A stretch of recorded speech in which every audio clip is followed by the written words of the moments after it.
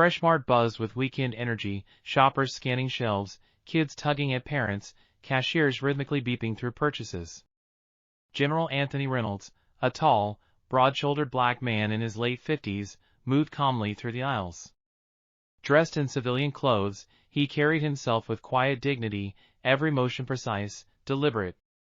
A Medal of Honor recipient and 30-year Army veteran, Reynolds had seen war zones, but nothing prepared him for what was coming. He placed a carton of milk and a box of cereal into his cart, his focus broken by the loud crash of a metal shelf tipping over. Glass shattered. People gasped. All heads turned toward the sound.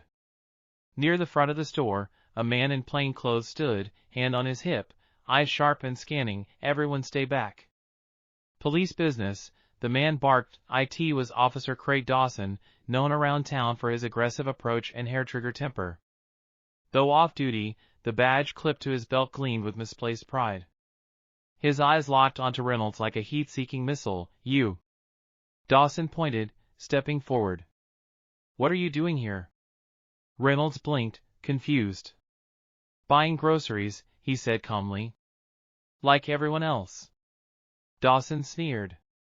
You sure you're not stealing anything? Got your receipt? The store fell into a heavy silence. A mother pulled her child close. The cashier froze mid-scan. Reynolds, maintaining his composure, reached slowly into his pocket. My receipt's right here. Dawson's hand twitched over the butt of his gun. Keep your hands where I can see them. People began recording. Whispers spread. Reynolds didn't flinch, but he could feel it. The danger was real, and it was closing in fast. Reynolds stood tall, his posture unwavering. The years he'd spent under fire in foreign lands had forged nerves of steel. But the weight of a pistol aimed by a man filled with suspicion and pride still sent a ripple through his chest. Officer Dawson's gaze was unblinking, aggressive, scanning Reynolds as though hunting for an excuse. Step aside, Dawson barked, voice sharp enough to cut glass. Hands up. Now. I have nothing to hide, Reynolds said, voice low but firm. You're making a mistake, officer. That's not your call, Dawson snapped, stepping closer. Black male, muscular build, acting suspicious, matches a description from earlier. No one gave a description, the store manager whispered under his breath from a few feet away, but fear kept him frozen. Shoppers murmured, many recording with phones now raised in shaky hands. The tension was thick, like a powder keg waiting for a spark. A young boy watched from behind his mother's leg, clutching her arm in terror. You think you're above the law? Dawson asked, his voice rising. What are you hiding? Reynolds didn't move. His voice was even, controlled. I served this country. I've bled for it. And I've earned the right to be treated with basic respect. Dawson scoffed, loud enough for everyone to hear. Spare me the speeches. You think that makes you special? The general remained still. No. But it should mean I'm innocent until proven guilty. Dawson pulled out his radio, speaking loud and clear. Dispatch, requesting immediate backup at Fresh Mart. Possible armed suspect. Male. Black. Muscular. Non-compliant. The words twisted the scene. Possibly armed? Reynolds thought. The danger had multiplied. Now, false narratives were in play, narratives that could turn deadly when backup arrived, and they were coming fast. Outside, the faint wail of sirens grew louder. Inside, the atmosphere was suffocating. Shoppers didn't move, as if frozen in time. Some had lowered their phones, afraid the situation might explode before their screens. A few whispered prayers. Others whispered disbelief. This can't be happening, said an elderly man near the bread aisle. Isn't that guy a war hero? A teenage girl muttered, nudging her mother, but Dawson didn't care. His eyes stayed locked on Reynolds, gun now unholstered and pointed low, just enough to threaten but not enough to officially fire. His finger hovered near the trigger, betraying his nerves. Turn around, he ordered again. Slowly. Hands on your head. Reynolds exhaled, slow and deep. You're making a mistake, officer. I haven't stolen anything. I'm not armed. And I have the receipt right here in my pocket. You can check it. I said, hands where I can see them. The security guard by the door hesitated. His eyes bounced between the two men, unsure whether to intervene or stay back. Everyone could feel the tension climbing, like a wire stretched to its limit. Then came a movement, just a small shift from Reynolds, turning his body to show he wasn't resisting. But Dawson flinched. Don't you move, he shouted, gun now fully raised. Gasps echoed through the store. Reynolds froze, both hands up now. I'm not resisting. I'm trying to de-escalate. Dawson's voice cracked as he shouted into his radio again, possible weapon. Subject may be reaching, that lie. That one, loaded statement. It could justify anything. A bullet. A takedown. A tragedy. The sirens outside screamed closer. Backup was seconds away. And Reynolds knew, his life now hinged on the next few breaths. Tires screeched just outside the store's entrance. The flashing red and blue lights cut through the glass like an alarm to everyone inside. Backup had arrived. 3 patrol cars halted sharply, and a group of uniformed officers rushed out, weapons at the ready, eyes scanning. Inside, Dawson's voice rang out. In here! Suspects armed and resisting. Reynolds didn't move. He stood with both hands in the air, calm but calculating. He had faced threats more real than this, but rarely this reckless. The true danger wasn't the backup, it was the lie that summoned them. The first officer stormed in, sidearm drawn, eyes bouncing between Dawson and the older man standing still in front of him. What's the situation? The officer asked, confusion flickering across his face. Dawson didn't flinch. He was reaching for something he might be carrying. He's been aggressive. Reynolds kept his eyes on the new officer, his voice calm. I haven't moved. I haven't resisted. I haven't done anything except shop for groceries. Another officer approached, lowering his weapon just slightly. Recognition sparked in his eyes. Wait! Is that General Anthony Reynolds? The murmurs among the shoppers grew louder. A few audibly gasped. The cashier dropped the item she was holding. The Medal of Honor guy, another officer said, stepping through the door. Reynolds nodded once. That's me. And your colleague here has made a serious mistake. For a moment, everything hung in the balance. Dawson's eyes darted from one officer to the next. His grip on his weapon loosened slightly as the realization set in. This wasn't going the way he planned. Outside, a black SUV rolled up. The door opened, and from it stepped a man in a dark military suit, flanked by 2 uniformed soldiers. Reinforcements had arrived, but not for Dawson. The doors of Fresh Mart swung open with controlled force. In walked General Robert Hayes, tall and commanding, dressed in his formal dark military suit. The medals on his chest gleamed under the harsh fluorescent lights. 2 military police officers flanked him, disciplined, silent, and imposing. The atmosphere shifted instantly. Every officer in the room instinctively stood straighter, unsure whether to salute or step aside. Even the shoppers, previously consumed by anxiety and tension, went quiet. General Hayes's voice cut through the silence like a blade. That man, he said, pointing directly at Reynolds, is General Anthony Reynolds, United States Army, retired. And unless he's done something I'm unaware of, you're making a grave mistake. Dawson's face turned pale. His hand twitched as he lowered his weapon. Sir, he matched a suspect description and was acting suspiciously. I was following procedure. Procedure? Hayes interrupted, tone sharp. Is pulling a gun on a man who's done nothing but shop for groceries your idea of standard protocol? Dawson's lips parted, but no words came out. One of the arriving officers took a step back, eyes down, embarrassed. Hayes took a slow, deliberate step toward him. Badge number. Sir? Dawson blinked. I said, give me your badge number. Now. Dawson mumbled it, barely audible. Speak up. The cameras need to hear you. Dawson repeated his badge number, louder this time. The crowd watched in disbelief as the tables turned. Phones stayed recording. Everyone knew This was bigger than a simple misunderstanding. General Reynolds finally spoke, voice steady. This man tried to escalate without cause. Labeled me a threat for simply existing in this skin. Hayes turned to the MPs, get his statement. And make sure every second of that store footage is secured. We'll take it from here.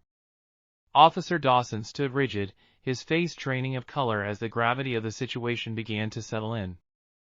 The military police moved with calm precision, collecting statements from Reynolds and the visibly shaken store manager. A uniformed officer offered Reynolds a bottle of water, his eyes avoiding direct contact, ashamed of how things had unfolded. Outside, the flashing lights had attracted a growing crowd. News vans were already pulling up, tipped off by social media posts that had gone viral within minutes.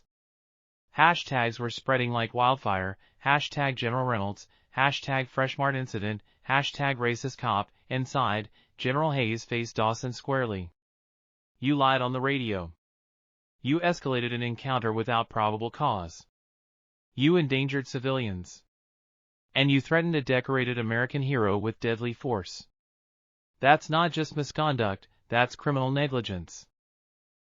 I didn't know who he was, Dawson stammered. You shouldn't have to know someone's resume to treat them like a human being, Hayes shot back. At that moment, Chief Harris entered the store. The town's police chief, he wore a grim expression and held a tablet in his hand. I've been watching the live footage, he said. Everything's been recorded from multiple angles. It's not looking good, Dawson. Chief, badge. Gun. Now. Dawson froze.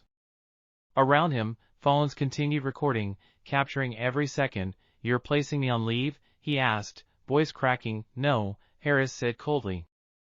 You're being relieved of duty, effective immediately. Any further action will be handled after formal review, and possibly prosecution. Dawson reluctantly unclipped his badge and sidearm, handing them over with a clenched jaw. It was done. The fall had begun. General Reynolds stood tall, surrounded by strangers who now looked at him with awe and gratitude. But he didn't smile. He simply said, it should have never come to this. The scene inside Freshmart became a blur of flashing cameras and rapidly typing fingers. News crews scrambled to capture the aftermath, their microphones thrust in front of anyone with a voice, anyone with a story.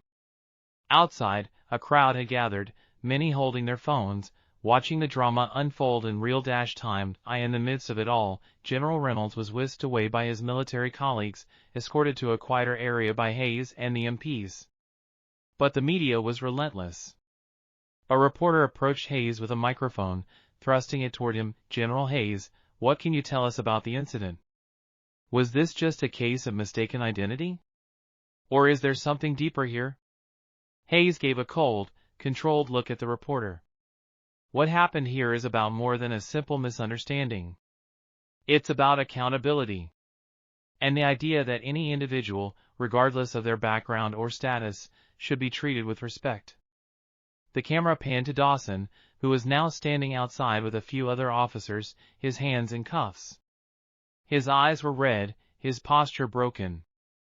The world had already begun to pass judgment. News outlets began to broadcast their breaking stories, each focusing on the core of the event, an unprovoked confrontation, a racist assumption, and a military hero who had been unjustly targeted.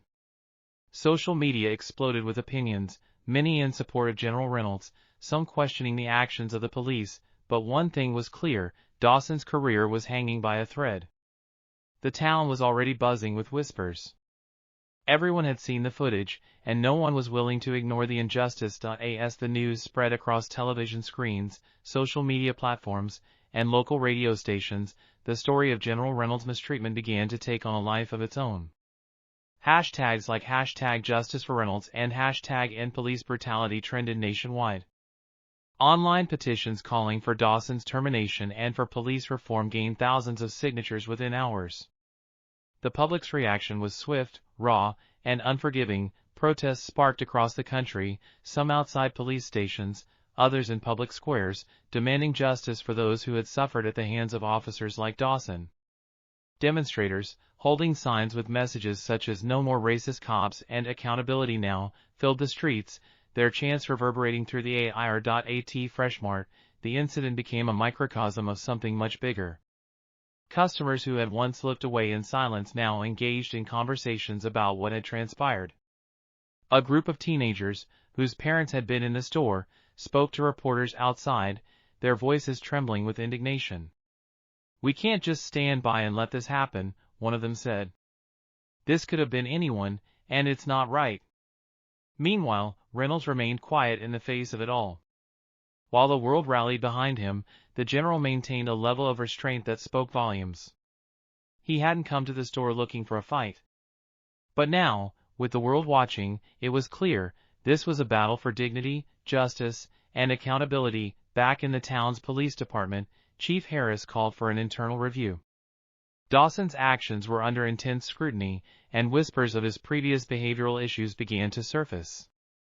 This wasn't the first time he had acted rashly, but it was, without a doubt, the most public. The days following the incident moved at a blur. Inside the local police station, tensions ran high. Dawson had been suspended pending an investigation, but the damage to his reputation was irreversible. His fellow officers, many of whom had respected him, now looked at him with a mix of disbelief and disappointment. The same officers who had once shared coffee breaks with him now avoided his gaze. On the outside, the fallout was even more intense. Dawson's actions were not just a local matter, they had become a national conversation. News outlets reported his suspension, and the hashtag racist cop continued to trend.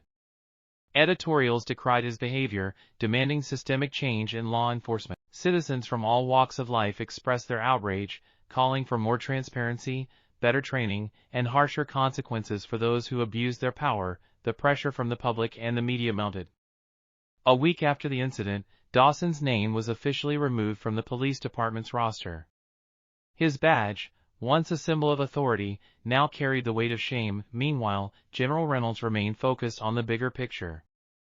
He spoke at rallies, offering his support for police reform, but he never spoke ill of Dawson. His message remained clear: it wasn't about one bad officer, it was about a system that allowed such behavior to go unchecked for so long. Behind closed doors, Dawson's actions were being reviewed. The mayor, who had been closely monitoring the situation, called for a town hall meeting. The focus of the gathering was clear: how to heal a fractured community and ensure that something like this never happened again. The town hall meeting was held at the local community center, and the room was packed, standing room only. The tension was palpable as the townspeople, now divided into groups, filled every available seat. Some came to show their support for Reynolds, while others were determined to stand by Dawson, despite the mounting evidence against him. At the front of the room, the mayor called the meeting to order. His face was grave, a reflection of the seriousness of the situation. "We're here to discuss the events of last week, the actions taken by Officer Dawson, and how we move forward as a community." The crowd murmured. Some were still in disbelief. Others were seething with anger. General Reynolds was invited to speak first. He stood at the podium, his posture as rigid as the military discipline that had shaped his life. His voice, however, was measured, calm, and devoid of bitterness. "This isn't just about me. It's about accountability, respect, and understanding. What happened in that store was an extreme example of a deeper issue, one that many people experience every day," he said, his voice carrying throughout the room. "We need to address systemic issues in law enforcement, not just punish individuals. But that doesn't mean we should let those who are guilty off the hook." He paused, letting the weight of his words settle. "What I want to see," he continued, "is a system that prioritizes justice, fairness, and humanity. It's about everyone, black, white, or any race, being treated with dignity. And it's about law enforcement being held to the highest standard of accountability." As he spoke, several people in the crowd nodded in agreement, while others exchanged uneasy glances. The contrast in reactions was striking. What was clear to some seemed incomprehensible to others. Then, a voice from the back called out, "What about Dawson? What happens to him?" The mayor cleared his throat. "That's the next part of our discussion. We'll be having a formal hearing regarding Officer Dawson's conduct, but we also need to talk about how we, as a community, can work toward healing." The murmurs began again, more intense now, as the focus shifted from the past to the future. The days after the town hall were filled with uncertainty, but also with a sense of progress. Dawson's fate was now in the hands of the judicial system, and the town's police department was under review. The internal investigation into his actions was expected to take weeks, but the damage was already done. For Reynolds, life had returned to a form of normalcy, but the ripple effects of that day in Freshmart were far from over. The media continued to cover the story, but now with a different focus. Conversations weren't just about his mistreatment, they were about the call for nationwide police reform, about how the system needed to change to prevent incidents like this from happening again. Reynolds was invited to speak at various rallies and community events. The public's admiration for him continued to grow, not because of his military accolades, but because of the grace with which he handled the situation. He never sought revenge.